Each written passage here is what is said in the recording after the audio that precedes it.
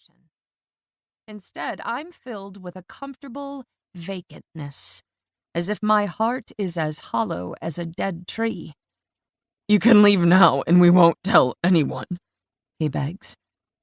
I should have gagged him. I really don't want to have a conversation. Or do I? I don't need to explain my actions. He knows how we got to this place. He knows he's at fault. But maybe I need to revel in his pain. Did he take pleasure in mine? Probably. That's the kind of man he is. He's caused plenty of people distress in his lifetime. He's a bastard, a bully, a user. A new thought pops into my head. Maybe he's the parasite, feeding on other people's suffering like a plant absorbs sunlight. He's an invasive vine that needs to be pulled from the garden by the root. Like poison ivy. Eliminating him will leave a mark, but it must be done. He licks his lips. "You don't know what you're doing. You've never killed anyone. It'll ruin you." I guess I'll find out. Tormenting him sends a rush of pleasure through me. The tables are finally turned in my favor. How does it feel to be helpless, to know you're going to die? He clamps his mouth shut, and his face goes as pale as ice. The old woman cries out, then begins mumbling a prayer. She repeats the words over and over. They prickle my nerves and stoke my hate higher. God didn't answer my prayers. He let me suffer. How dare she ask for his intervention now, when she's finally paying the price for her sins? I point the gun at her. "Shut up," but she moans. Fury rushes through me and words burst out. "I am in charge!" Control slides further away, and I don't bother to reach for it. I lunge forward, press the gun to her head, and pull the trigger. She slumps instantly.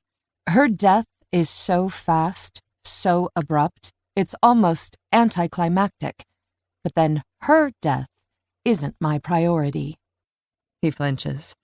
Then shock smooths all emotion from his face. His gaze shifts from his mother to me.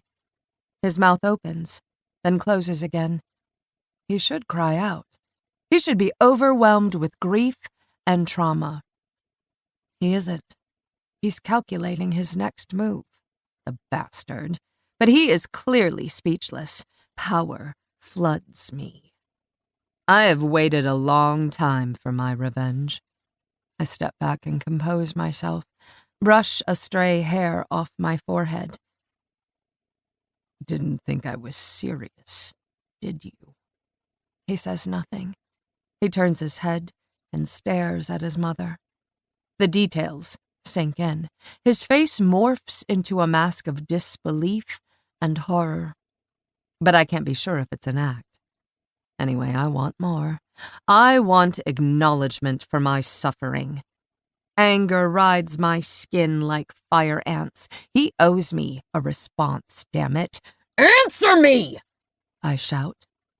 When he doesn't, I aim at his kneecap and fire. The gun bucks in my hand. Blood splatters, his body convulses, and he screams. He pulls hard at the binds around his wrists. The chair wobbles as he thrashes.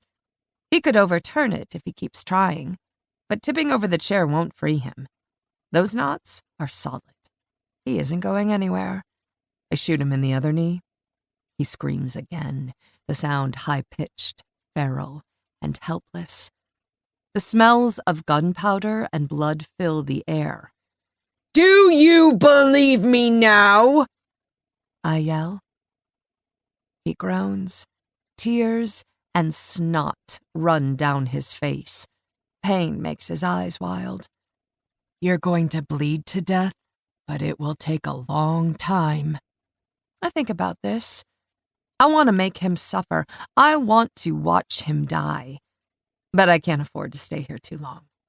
The farm is isolated, but mail and packages are delivered regularly. Did she have any nosy neighbors?